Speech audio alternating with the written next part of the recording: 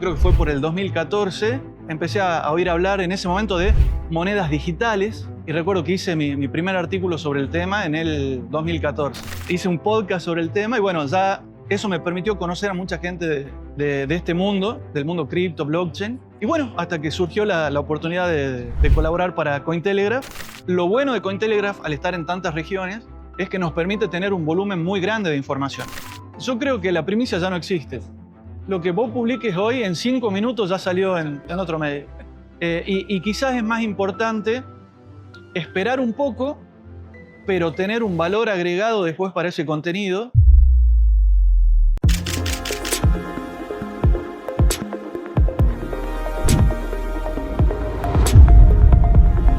Muy buenas a todos, bienvenidos a un nuevo episodio. Estamos ahora mismo con Fernando Quirós, que es el responsable de Cointelegraph en español. Ya tantos nombres estoy un poco perdido.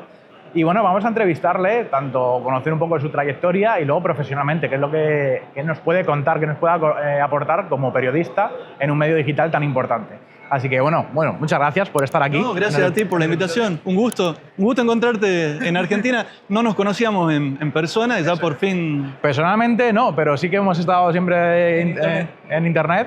Y bueno, la primera pregunta es orientada hacia tu trayectoria, ¿no? ¿Cómo has llegado, en este caso, a estar ahora mismo trabajando para aquí? Y la verdad que ahora mirando para atrás, uno dice, wow, ya han pasado varios años. Yo vengo del periodismo tradicional. Yo trabajé durante mucho tiempo en periódicos acá en Argentina, en el interior de Argentina. Trabajé en televisión, en radio, en internet y también como docente en una universidad aquí en Argentina, en el área de comunicación digital. Y te diría que desde hace mucho a mí me interesaba el tema de la tecnología. Y de hecho, en los medios que trabajaba, empecé a escribir mucho sobre tecnología. Hasta que, bueno, en algún momento, creo que fue por el 2014, empecé a oír hablar en ese momento de monedas digitales. Daba vuelta por ahí y recuerdo que hice mi primer artículo sobre el tema en el 2014. Y después como que me olvidé un poco, hasta que creo que en el 2017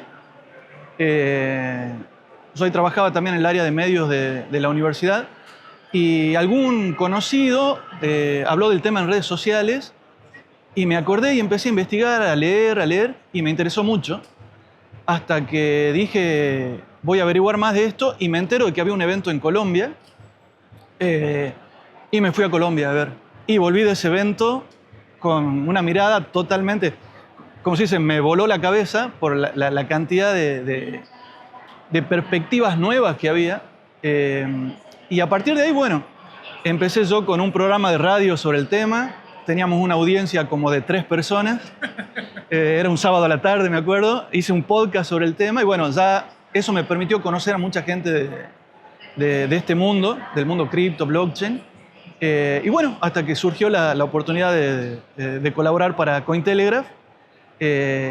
Y no me lo podía creer tampoco cuando salió esa oportunidad. Imagínate que es uno de los medios más, digamos que nació de manera más temprana para hablar de este tema, que tiene una cobertura internacional.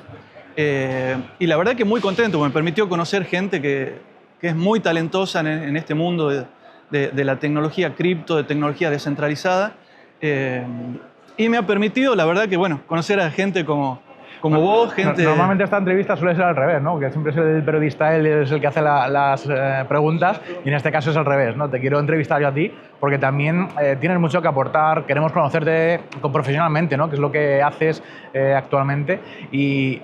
por lo que te he escuchado, que estuviste en radio, yo también estuve cerca de 1 año y medio, 2 años en una emisora de radio que tenía yo como director, hablando de cripto, forex, etcétera. Y la verdad que, bueno, algunos más que 3, algunos más, eso sí es verdad, porque luego tenía muchos mensajes por las redes sociales de que, bueno, pues una emisora también importante en Madrid. Y bueno, quiero ir orientando la entrevista un poco por ahí, ¿no? Profesionalmente has llegado a estar ahora mismo en un punto muy interesante, como redactor, ¿no? Jefe dentro de Cointelegraph en español. ¿Cuáles son esos puntos importantes que tú estás viendo siempre cada día en las noticias? ¿Por qué te fijas o por qué das algún tipo de noticia más impactante? ¿Siempre recurres primero al artículo original en inglés, por ejemplo? ¿Sois vosotros los que aportáis nuevos yo te diría que nosotros tenemos digamos, dos zonas diferenciadas. Cointelegraph tiene ediciones por regiones. Nosotros yo estoy a cargo de la edición que cubre lo que es habla hispana, más que nada Latinoamérica y España. Pero sí es cierto, digamos, que el core, el núcleo, está en la edición global, que es la edición de habla inglesa. Y ahí hay un equipo bastante grande y profesional que tiene periodistas en distintas partes del mundo. Y mucho del contenido que se genera ahí, nosotros tenemos un equipo de traductores que traduce esos contenidos al español. Pero aparte hay un equipo de redactores que están en Latinoamérica y en España que hacen contenido más regional, ¿sí? O sea, buscan... Un nuevo contenido también, ¿no? Sí, sí, contenido que tiene que ver ya en el lugar, digamos, en Latinoamérica, en España, en distintos países, pero un contenido propio de la edición en español, que a veces incluso la traducen después al inglés o a otro idioma. Pero esas serían, digamos, las dos partes diferenciadas. Lo bueno de Cointelegraph, al estar en tantas regiones, es que nos permite tener un volumen muy grande de información. Yo creo que esa es una de las fortalezas nuestras. No por desacreditar otros medios, cada uno trabaja de su forma, pero si vos entras un día a nuestro portal de noticias, en un día puedes encontrar una gran cantidad de artículos ese día. O sea, hay mucho volumen de información y mucha variedad también. En este caso, como medio digital en el que muchas personas sois referencia, ¿no?, a la hora también de buscar esa información, ¿podéis en algún momento llegar a pensar que podéis controlar un poco también la crítica que se haga, tanto para bien como para mal, de algún activo en concreto? O, por ejemplo, cuando Bitcoin está cayendo mucho, el nivel de codicia baja, ¿noticias pesimistas también ayudan a bajarlo? ¿O sois neutrales, más objetivos? Mira, yo creo que es muy difícil saber hasta qué punto eso afecta en el precio. Si bien es cierto que por ahí el mercado de las criptomonedas, y dependiendo de qué proyecto, algunos son mucho más pequeños que otros, personalidades, ¿no?, que hablan de personalidades, pero nosotros siempre hacemos hincapié, insistimos siempre, no hacemos ninguna recomendación de inversión. Si bien hay gente, digamos, que brinda su opinión sobre determinados temas, tratamos de ser bastante neutrales en el sentido de que nosotros apuntamos mucho a mostrar, digamos, la tecnología que hay. Es cierto que hay gente que habla de tendencias o que hace a veces análisis, pero tratamos de tener un abanico muy amplio de gente que opina sobre el tema y siempre aclaramos que no hacemos recomendación de inversión. O sea, somos un medio que simplemente busca informar y, a veces suena hasta gracioso decirlo, pero lo tenemos que decir siempre. Cada persona tiene que ser responsable de lo que hace. Quizás nuestra información les puede servir para tomar decisiones, pero es la persona la que tiene que ser responsable de buscar información, contrastar, investigar. Yo como periodista me he acostumbrado a buscar información y en base a eso formar mi criterio, pero eso deberían hacer todas las personas. O sea, es un mundo donde obviamente se invierte dinero en activos, pero nosotros no decimos en qué activo hay que invertir. Y hablando de dinero, ¿cómo generáis vosotros riqueza? ¿Cómo generáis vosotros, en este caso, solvencia económica para el proyecto? Cointelegraph tiene un departamento comercial, ¿sí? Como cualquier medio, digamos, se maneja también con publicidad. ¿No? Hay contenido también, nosotros tenemos bien diferenciado en nuestro portal el contenido, por ahí hay artículos que son sponsoreados y está bien diferenciado para que se sepa que son empresas que sponsorean el contenido. Igualmente, eso se chequea, ¿no? No es que se publica cualquier contenido sponsoreado. O sea, también hay un departamento que se encarga de ver qué hay detrás de un proyecto que quiere... Compliance, ¿no? O algo así. Sí. No es que vamos a publicar cualquier aviso que venga, sino que hay gente que chequea bien de qué se trata, ¿no? En este caso, y hablando de números, ¿qué números se está manejando Cointelegraph, tanto a nivel en inglés como en español? Entiendo que en inglés tendrá más visitas la página web, más contenido también habrá, pero ¿qué número de visitas, qué tiempo medio a lo mejor? No sé si eso lo Mira, la verdad que yo en este momento en inglés no tengo esa información. Sí te podría decir que en español debemos estar... varía mucho, te digo, porque varía dependiendo de cómo está el mercado. Eso lo notamos, es increíble. Hay meses que sube un montón, otros meses baja. Este último mes hemos notado una baja, pero debemos estar en alrededor de 1 millón de visitas. Visitas, ¿mensuales sesiones. o...? Sí, mensual. Sí, sí, sí. Pero una gran un cantidad. promedio, ¿no? Un Sí, promedio. sí. O sea, hay meses que ha subido bastante más. Y bueno, cuando hemos estado en el bear market hemos notado también una hemos- caída. Sí, sí. Lo hemos notado todos. Que los que manejamos páginas web, al fin y al cabo es así. Cuanto más cuando el Bitcoin, ¿no?, al fin y al cabo sube más, es cuando más hype, más FOMO se genera, ¿no? También vosotros trabajáis en ese aspecto según las tendencias. Por ejemplo, en un bear market hay menos cantidad de noticias que en un bull market, por ejemplo. Suelen haber en más. ese sentido no. En ese sentido, la verdad que mantenemos más o menos un promedio de la misma cantidad de noticias. Sí es cierto que por ahí hay noticias que despiertan más interés que otras. A ver, en los últimos años hemos visto también tendencias de mercado que nos han hecho hablar de otros temas, no solamente de Bitcoin. En algún momento se hablaba mucho de proyectos con tecnología blockchain. Hubo un año que se habló mucho de metaverso, casi transversalmente, digamos. Después vinieron los NFT. Ahora con inteligencia artificial ya ocupa un lugar también en nuestros contenidos.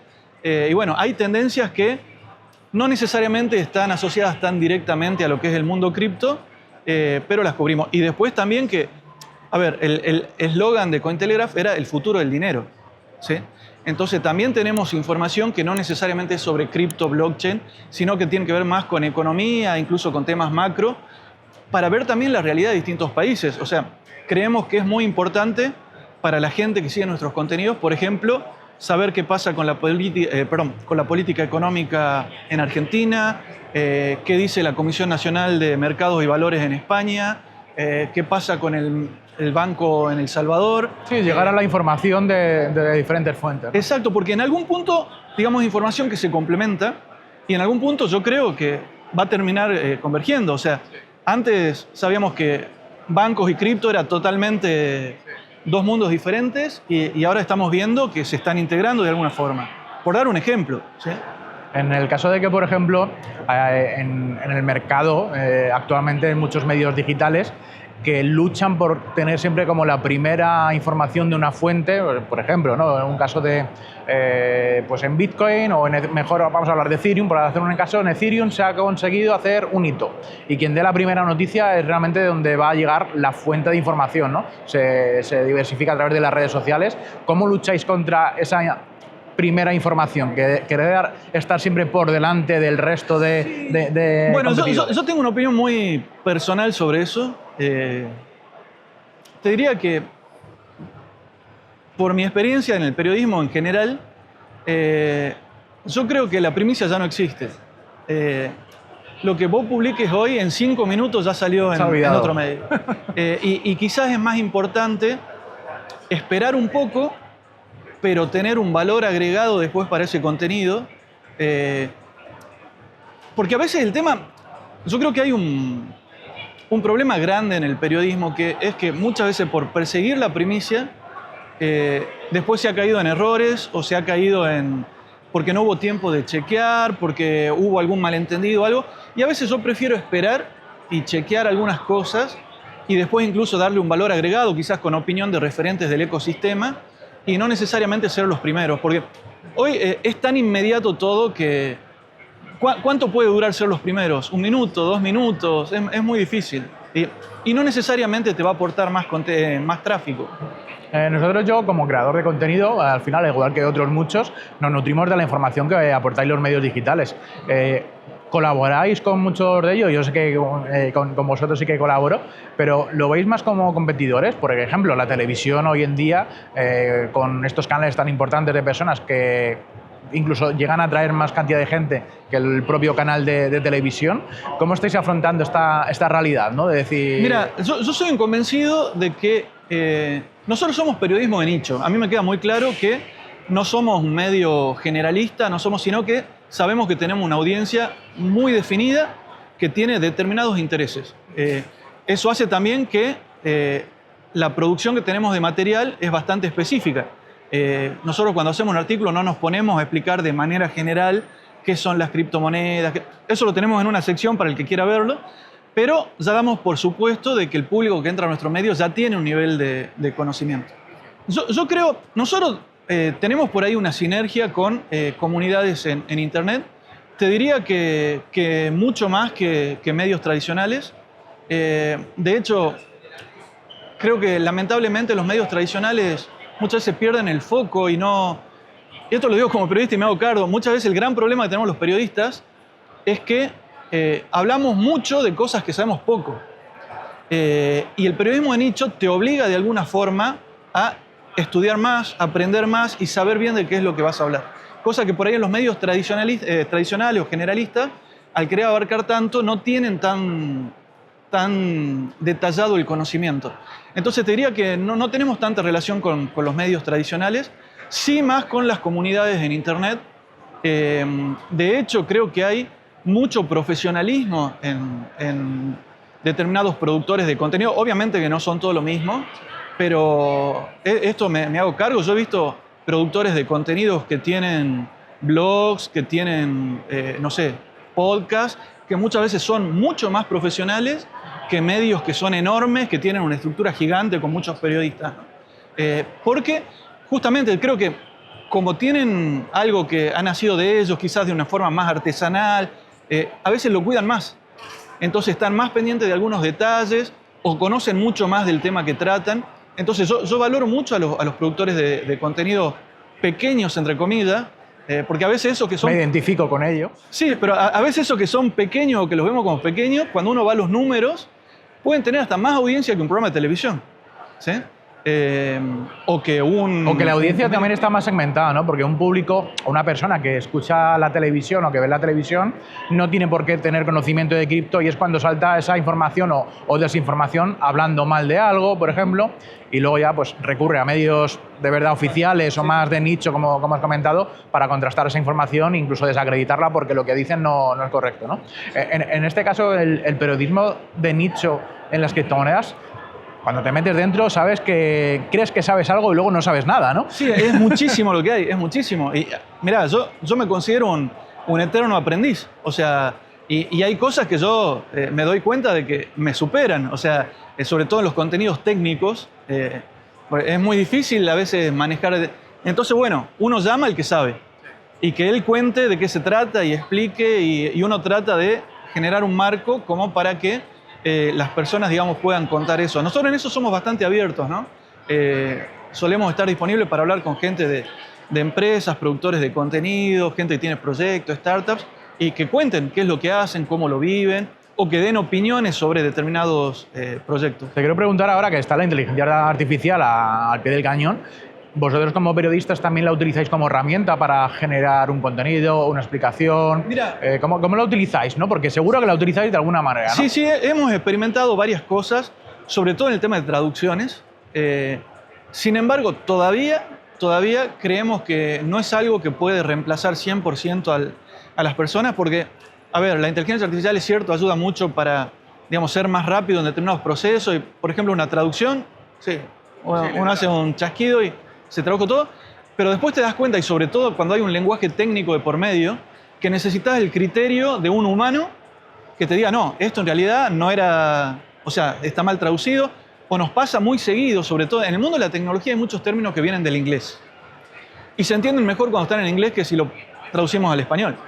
De hecho, las palabras cambian muchas veces y no deberían cambiar, ¿no? Para identificar muy bien de lo que se está tratando, ¿no? Claro, ¿no? Y hay palabras que nacieron en inglés y después se convirtieron al español, no sé, audio, video. Pero hay muchas palabras que... me reí, ayer conversaba de esto con un colega, porque por ejemplo, haber visto traducciones del tipo, no sé, la tirada de la alfombra, y era por hablar del rug and pull, o no sé, el bombeo, no sé qué, por hablar del pump and dump. Y claro, hay términos que son realmente más entendibles en el inglés. Y bueno, hemos hecho prueba con la inteligencia artificial en el área de traducciones. Por ahí para generar contenidos, creo que la fortaleza nuestra es todavía el contacto con la gente que trabaja en el medio. Entonces no lo hemos usado tanto para generar contenido, la verdad. Y no quiero dejar pasar esto porque ahora lo noto mucho. Ahora se usa mucho la inteligencia artificial para el tema de las imágenes. Sí. De hecho, Cointelegraph utiliza siempre algunas imágenes como de animación, ¿no? No, a eso iba. Yo, en ese sentido creo que hemos sido un poco pioneros, no por la inteligencia artificial, sino porque tenemos nuestro departamento de diseño que daba una imagen muy distintiva, ¿sí? O sea, en forma de dibujo, de diseño, y eso nos hizo muy conocidos porque a veces éramos el medio de los dibujitos, el medio de... Ahora, muchos medios están recurriendo a la inteligencia artificial para tener imágenes y evitar, por ejemplo, problemas de derecho de propiedad intelectual, ¿sí? Para tener sus propias imágenes. Lo que sí noto yo que, curiosamente, al recurrir tanta gente a la inteligencia artificial, están unificando el estilo y están perdiendo identidad. Podés comparar distintos medios que usan imágenes con inteligencia artificial y parece que todas fueran iguales. Los mismos tonos, algunas muy sobrecargadas, los mismos dibujos. Entonces, curiosamente, por mantener nosotros un departamento de diseño en ese sentido, seguimos manteniendo la identidad. Esa es la gran diferenciación, ¿no?, que tenéis frente a otros competidores, ¿no?, por así decir. ¿Hay alguna otra diferencia que veáis claramente, aparte del diseño? La redacción del contenido, la cantidad, la calidad, la contrastación de la información. ¿Qué os diferencia Cointelegraph de otros medios? Yo quizás no hablaría tanto de las diferencias, sino que hablaría un poco más de las similitudes. Yo creo que muchas veces, por ser medios que vienen del ámbito tecnológico, tienen un espíritu colaborativo muy grande y eso yo lo valoro mucho. Es muy diferente a otros ámbitos comunicativos donde se compite quizás de una forma más, no sé, violenta o más... y yo lo que noto es que en el ámbito de cripto, de blockchain, de economía, es más colaborativo.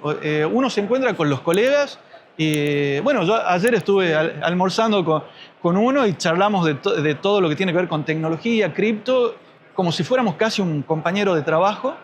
Y eso lo valoro mucho. Creo que hay un ambiente muy bueno. Uno lo ve en los eventos también. Por cierto, ¿te gustaría venir a una grabación del podcast en directo? Ya puedes apuntarte a la lista de espera de La Vida Cripto. Tendrás acceso anticipado a las entradas, el precio más bajo y una ventana de tiempo exclusiva para asegurar tu plaza antes que nadie. El evento será el jueves 26 de junio en Madrid y si estás en este canal, este evento es para ti. Es el tercer año consecutivo que lo vamos a realizar, así que entra en el enlace de la descripción y apúntate ahora. En el caso de tener desafíos, ¿no?, porque todo día, o sea, todos los días hay noticias nuevas, el mercado como que va para arriba, como que va para abajo. ¿Hay algún desafío interno que tengáis vosotros día a día? O sea, la búsqueda de nueva información. ¿Os quedáis sin noticias que dar en algún momento? Curiosamente, yo creo que el desafío es no aburrirnos y no aburrir al lector. ¿Por qué digo esto? Al menos por el último año, porque viste los precios empiezan a lateralizar y uno empieza a notar, incluso a veces yo me río cuando veo las reacciones con los emojis en las redes sociales. Claro, cuando estamos en pleno bull market uno ve muchos aplausos, muchos likes, y estamos en una época donde empezamos a ver muchos bostezos, ¿sí? Entonces el desafío es no aburrir, pero ¿qué pasa?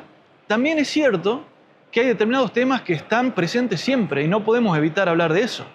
O sea, no podemos evitar hablar de qué está pasando con el precio, por ejemplo. Y de hecho, es una de las temáticas que más tráfico genera, qué está pasando con el precio. A veces surgen proyectos muy interesantes desde lo tecnológico que brindan soluciones y a nivel tráfico no vemos la misma cantidad de gente que cuando uno habla de cómo está el precio de Bitcoin hoy, por ejemplo. Eso es lo que más a la gente atrae, ¿no? Siempre. Sí, la verdad que el precio yo te diría que es siempre el top one de noticias de... lo que es el título, el titular, ¿no? Porque mucha gente nada más que lee el título y si le interesa, entra, ¿no? El típico clickbait, ¿no?, de esa sensacionalidad ha cambiado mucho, ¿no?, desde entonces hasta ahora. ¿Necesitas tener esa iniciativa, esa emoción en el título para que la gente entre? No, de hecho en eso somos bastante tradicionales, curiosamente. Somos muy concretos, es muy raro que utilicemos un clickbait. Por ahí podemos poner una pregunta, ¿qué ha pasado con el precio hoy?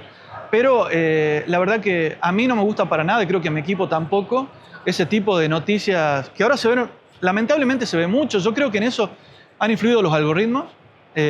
Mucha gente produce contenido para las plataformas y no para la gente. Entonces, claro, vemos títulos que son fue a la peluquería y no sabes lo que vio con el precio de Bitcoin.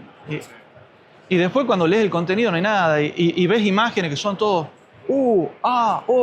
títulos en amarillo y rojo y cosas que, claro, yo entiendo que lo hacen para las plataformas, para rankear mejor, generar tráfico, pero creo que va en desmedro del contenido y tratamos de evitarlo, tratamos de ser muy concretos. En el caso de quiero saber cómo trabajáis desde dentro, ¿no? Porque muchas veces hay una noticia de se cumplen 3 años del evento de una actualización de Ethereum, ¿no? Por ejemplo. ¿Cómo actuáis vosotros en el día a día? ¿Tenéis siempre un calendario económico o de hitos que han pasado en la historia para luego siempre comentar? ¿Han pasado 3 años o 5 años? ¿Cómo es vuestra fuente de información de trabajo, vuestro día a día de contenido? En el caso nuestro, yo te diría que, por ejemplo, ese tipo de temas, como ya se cubre desde la edición global y se traduce, quizás no estamos tan pendientes de eso. Sí, por ahí cuando son cuestiones más regionales. El equipo nuestro de habla hispana, lo que hacemos es enfocarnos en qué es lo que está pasando en las regiones, ¿sí? ¿Qué está pasando en España? ¿Qué está pasando en Argentina? ¿Qué pasa en Colombia? Y tenemos periodistas en distintos países. Entonces ya tenemos nosotros una plataforma interna donde yo como editor muchas veces, yo sí o sí tengo que leer noticias todos los días para ver qué está pasando. Entonces muchas veces yo asigno temas, ¿sí?, a los periodistas, busca información sobre esto, busca sobre esto, busca sobre esto. Y muchas veces los mismos periodistas que están en contacto con gente en otros lugares son los que sugieren los temas. En ese sentido, hay periodistas que están pendientes de, bueno, no sé, por ejemplo, ¿qué pasó ahora con las regulaciones MiCA en Europa? ¿Qué pasó ahora con Tether en El Salvador?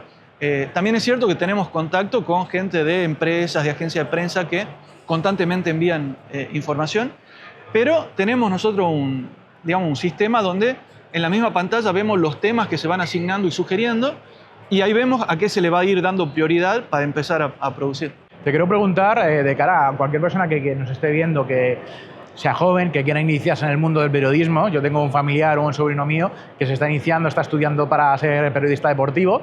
¿Y qué consejos, no? Porque al fin y al cabo la temática que tú elijas dependerá mucho de tus gustos, ¿no? No vas a ser periodista sobre criptos y gustándote la Fórmula 1, por ejemplo, ¿no? O que no tenga nada que ver.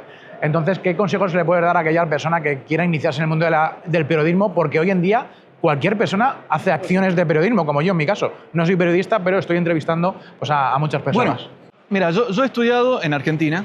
En Argentina el periodismo no se considera una profesión, curiosamente se considera un oficio, lo que ya lo distingue de otros países. Eso quiere decir que cualquiera puede ser periodista. Hoy la tecnología ha permitido que cualquiera pueda ser periodista. Voy a dar una opinión, es personal, no es del medio al que represento, es personal. Te diría que es políticamente incorrecta, y es que si quieres dedicarte al periodismo, no estudies periodismo. ¿Por qué? Yo estudié comunicaciones sociales con especialización en periodismo, me dediqué a esto desde hace mucho tiempo. Hoy la tecnología permite acceder a un montón de herramientas y de conocimiento, y yo creo que el que no estudió periodismo, pero estudió otra cosa y después se dedicó al periodismo, tiene un bagaje de conocimiento mucho mayor que el que estudió periodismo. Por ejemplo, supongamos en el área nuestra, alguien que estudió sistemas, o que estudió ingeniería, o que estudió abogacía, tiene un bagaje de conocimiento específico de un tema, y después dedicarse al periodismo quizás no requiere 5 años de estudio, sino que uno, digamos, viendo determinados conocimientos y practicando, puede dedicarse al periodismo y encima tiene ese conocimiento. Es mucho más difícil para el que estudió periodismo después decir qué aprendo de ingeniería, qué aprendo de sistemas. Entonces, yo diría, estudien otra cosa que les guste mucho y después, si quieren, hagan alguna especialización en periodismo, un máster, o sean autodidactas. Creo que hay autodidactas que son muy profesionales, incluso más que gente que trabaja muchas veces en medios tradicionales. Entonces, creo que hoy hay mucha información. Hay que también saber elegir la información. Pero yo diría eso. Hoy creo que la persona que haya estudiado otra cosa tiene una herramienta más que no tienen los periodistas. En el caso de vosotros como Cointelegraph, ¿cuál es vuestro público objetivo? Porque pueden ser tanto cualquier persona que quiera ver una noticia que le salta por internet y por curiosear. Claro, su nivel de conocimiento en cripto es muy bajo, pero luego también hay artículos a lo mejor que habláis un poco más técnicos. ¿Cuál es vuestro punto medio, vuestro target final con los usuarios? Bueno, yo lo que te decía antes, somos conscientes de que somos periodismo de nicho y que la mayoría de la gente que nos va a buscar es gente que ya tiene un conocimiento determinado. Tenemos secciones que son para principiantes, donde la gente puede saber, bueno, qué es Bitcoin, cómo se puede comprar Bitcoin, qué es Ethereum, qué es DeFi, así, con artículos bien detallados, explicativos, pero las noticias del día a día apuntan ya a un público que tiene un nivel de conocimiento. Es lo que te decía antes, nuestros artículos no podemos explicar en cada artículo qué es una criptomoneda, qué es una blockchain. Entonces, damos por supuesto de que las personas que nos leen ya tienen un nivel de conocimiento. Y si no lo tienen, les damos herramientas para que puedan ir a ver de qué se trata. Y vosotros desde el nivel de noticias, bueno, ahora mismo en la regulación, por ejemplo, los creadores de contenido en España que tengan o que superen los 100.000 seguidores, por campañas de promoción, publicidad y demás, tienen que reportarlo previamente al ministerio para que den el ok y luego hacer esa publicidad. Con lo cual el mensaje que se manda ya cambia mucho. Vosotros como medio digital, con las regulaciones que van habiendo en cada país, también tenéis que enviar la información o notificar de esa información en el cuerpo de ese mensaje de alguna manera diferente. Me explico, porque históricamente se han dado las noticias de muchas maneras. Entonces ahora con regulación, ¿tenéis las manos como más atadas? Mira, la verdad, Cointelegraph también tiene un departamento, digamos, que se encarga de esas cosas. Nosotros recuerdo que cuando empezó el tema de, por ejemplo, en España, con el tema de las criptomonedas, que había que poner todo un disclaimer, todo, tuvimos que poner, en algún momento teníamos hasta 3 disclaimers. Yo lo pongo en todos mis contenidos, sí, por si acaso. Nosotros está en todos. Si tú vas a un artículo nuestro, vas a ver que abajo se explica bien, bueno, lo que decimos siempre, cada persona es responsable, etcétera, etcétera. Así que en ese sentido tratamos de estar atentos con el tema de las regulaciones. Y bueno, y llegamos a la parte del futuro del periodismo cripto. ¿Cómo llegamos o cómo afrontáis vosotros esa información a futuro? ¿Creéis que realmente las noticias van a ir siempre orientadas a Bitcoin y Ethereum, los principales actores del ecosistema? ¿Va a haber una nueva tendencia diferente? ¿Cómo lo estáis notando? Porque vosotros sois la fuente principal de la que luego el resto de personas del mundo nos nutrimos. Entonces, sabéis mejor manejar las narrativas de todos los sectores. ¿Cómo o qué es lo que viene a continuación dentro de este sector? Vimos las ICOs, NFTs que hemos estado hablando, narrativas de los real world assets, inteligencia artificial. Si yo supiera exactamente qué es lo que viene, quizás me estaría dedicando a otras cosas. No, hablando en serio, es cierto que hay tendencias, esto de las ICO, blockchain, NFT. Hay tendencias que uno te vas dando cuenta de que no van a tener mucho futuro. Yo creo que pasó, yo lo vi muy claro con el tema, por ejemplo, de los NFT. ¿En qué sentido? Los NFT puede ser una tecnología útil para algunas cosas, pero llegó un punto donde veíamos, no sé, el 90% de las noticias que nos llegan de NFT era arte, entre comillas, o coleccionables, y ahí ya empezamos a ver, pero a ver, ¿nuestro público realmente está interesado en arte, en coleccionable? Quizá una porción sí, pero no era la mayoría. Y ya veíamos que en algún momento eso se iba a perder, el interés se iba a perder, y de hecho creo que se perdió. Es cierto que se ha utilizado por ahí para otras cosas, no sé, tickets aéreos, o que puede utilizarse incluso para otros casos de uso real, pero no fue la gran mayoría. Creo que en algún momento con el tema metaverso pasó algo similar. Creo que está pasando algo diferente con lo que es inteligencia artificial. La explosión que hay de herramientas de inteligencia artificial y que está demostrando que tiene casos de uso reales en la vida de los trabajadores, de las personas, creo que ahí sí estamos viendo un tema que está explotando y que va a seguir mostrando muchas cosas. Y en el tema cripto, creo que estamos viviendo un momento donde empieza, bueno, lo hemos visto el año pasado, este año, han entrado jugadores institucionales muy grandes, se ha despertado interés por parte de empresas muy grandes, entonces ya se ha perdido eso de que no, cripto es algo paralelo, subversivo, no sé, que lo manejan unos cuantos nerds, hackers. No. Ya está en Wall Street, ya está en bancos, ya está blockchain lo mismo.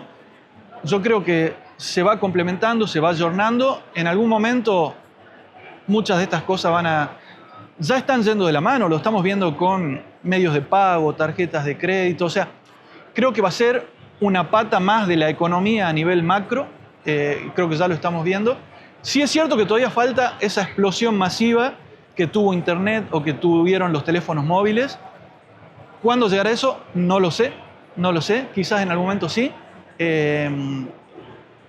Lo que pasa es que ahí ya tenemos que empezar a hablar de temas que son hasta culturales o sociales, porque todavía es complicado para la gente común, para el usuario común, el tema de la usabilidad, ¿sí? Todavía no encuentran a lo mejor una herramienta que sea muy cómoda. Y el otro tema es que, bueno, la tecnología en la forma que se ha encarado de las Big Tech ha llevado a que los usuarios prefieran la comodidad en pos de ceder privacidad incluso. Y por ahí el ámbito cripto y blockchain es más de resguardar la privacidad, la seguridad. Entonces creo que falta todavía esa parte de decir, bueno, ¿hacia dónde vamos a ir, no? Creo que en el futuro van a convivir, pero no sé exactamente cómo y cuándo y cómo van a surgir las nuevas herramientas. ¿Sí? Bueno, y Fernando, ya para terminar, como a todos los invitados, pregunta típica en el canal de La Vida Cripto es ¿qué se necesita para una adopción cripto de manera mundial? Es una pregunta amplia porque conocimiento, noticias, por un lado va también empresas, por otro lado es la ciudadanía, el retail, ¿no? Que necesita casos de uso reales para que se utilice todo. ¿Cómo lo ves? Mira, esto creo que lo hemos hablado fuera de cámara en algún momento. A mí me llamó mucho la atención tener oportunidad de conocer gente de dos mercados muy diferentes, el de España y el de Latinoamérica. El de España, al menos la gente con la que tuve oportunidad de hablar, era como que tenía una perspectiva de cripto a nivel inversión, ¿sí? Yo quiero invertir en esto, como quien invierte en otros activos, en otros instrumentos. Y en Latinoamérica, por una cuestión de necesidad, la adopción blockchain y cripto venía del lado de las soluciones. Cómo enviar remesas, cómo ahorrar, cómo acceder a una moneda extranjera, cómo protegerme de la inflación. Entonces son perspectivas diferentes. Ahora bien, creo que la adopción va a venir del lado de las soluciones. O sea, los proyectos que le brinden soluciones a la gente común, creo que son los que van a seguir manteniéndose. Por eso soy muy crítico de las meme coins, por ejemplo. Las meme coins son un fenómeno que hay que tenerlo en la mira para ver qué pasa, porque te muestran que es hay como comunidad. La moneda del pueblo, ¿no? Que se utiliza también mucho por gente, por lo menos ahí en España, lo utiliza gente para especular al máximo 100%. Claro, el tema es que son proyectos que muchas veces son peligrosos por el nivel de volatilidad que tienen y porque muchas veces no tienen un respaldo de nada. O tienen un respaldo solamente de una comunidad. Pero hay otros proyectos que a nivel tecnológico son mucho más fuertes. Bitcoin, muy avanzados. El otro día hablábamos, la red de Bitcoin, o sea, ha crecido tanto, que creo que es su fortaleza más grande. O sea, ese nivel de descentralización que tiene lo hace realmente fuerte a nivel tecnológico, pero también a nivel de confianza de la comunidad. Y eso permite dar soluciones. Hay otras herramientas, las stablecoins, cada una tendrá su diferencia, su particularidad, pero están brindando soluciones al mercado, por ejemplo, de Latinoamérica en muchos lugares. Quizás falta todavía llegar a nivel masivo, a nivel de micropagos. Creo que es cuestión de tiempo también. Por ahí ya hemos visto lo que está pasando en El Salvador, en algunos países, pero creo que es cuestión de tiempo. Yo creo que el usuario común en este sentido le va ganando a las empresas, no a las empresas cripto, sino al comercio en general. Y cuando este comercio en general se empieza a dar cuenta de que puede aceptar pagos a nivel cripto de una forma cotidiana, como lo hace con una tarjeta de crédito, con el efectivo, con una aplicación, ahí creo que vamos a ver un nivel... Y te cuento un ejemplo que a mí me llamó mucho la atención este año. Se dio un fenómeno acá en Argentina que, por la cuestión del tipo de cambio, muchos argentinos se fueron a veranear a Brasil, ¿sí? En este verano. Y en Brasil hay una aplicación que se llama Pix, que es tengo entendido que es del gobierno, que es un pago con QR, que está muy difundida en Brasil. Y varias empresas que tienen, digamos, soluciones cripto acá en Argentina, permitían fondear una billetera o fondear su aplicación con cripto, pero hacer pagos con Pix. Entonces, muchos de los turistas argentinos empezaron a bajar esas aplicaciones porque decían, voy a Brasil, pago con Pix y acá la fondeo con cripto directamente. O sea, y uno se evitaba todo el tema de comprar dólares, cambiar dólares allá. todo un tema que llevaba un poco más de... Yo por lo que veo, que me tengo de Madrid, de España, aquí, por ejemplo, en Argentina se utiliza el QR mucho para pagar, QR o tarjeta. Ahí en España es tarjeta o efectivo, de momento. No hay esa posibilidad de pagar con QR. Claro, el QR ya te da esa segunda capa, esa segunda versión de que al escanear un QR da igual con la que fondes. Ya es una segunda... Es una habilidad que desde España tenemos que implementar de QR, ¿vale? Pero QR, ¿cómo lo utilizo? Si puedo mandar desde mi banco dinero a la aplicación para pagar, perfecto. ¿Por qué no utilizar una wallet ya directamente, no? Exacto, exacto. Yo creo que ahí es donde uno ve, bueno, las ideas que muchas veces son... Exacto, yo creo que viene por ahí. O sea, cuando uno le da a la persona común soluciones y que uno ve que no es tan complicado, al final, porque esto te lo puede decir cualquiera que haya tenido que usar un cajero electrónico, a veces es más complicado poder usar un cajero electrónico en la calle que usar una billetera, porque no, que ahora valida el token aquí y que anda el home banking y que vuelve. Lo que pasa es que muchas veces todavía hay desconocimiento y ahí es donde creo que nosotros como medio tenemos que aportar esa, no sé si decir educación, pero sí la información para que la gente aprenda. Bueno, Fernando, última pregunta. ¿Qué opinas o cómo estás viendo el mercado cripto? Cuéntanos.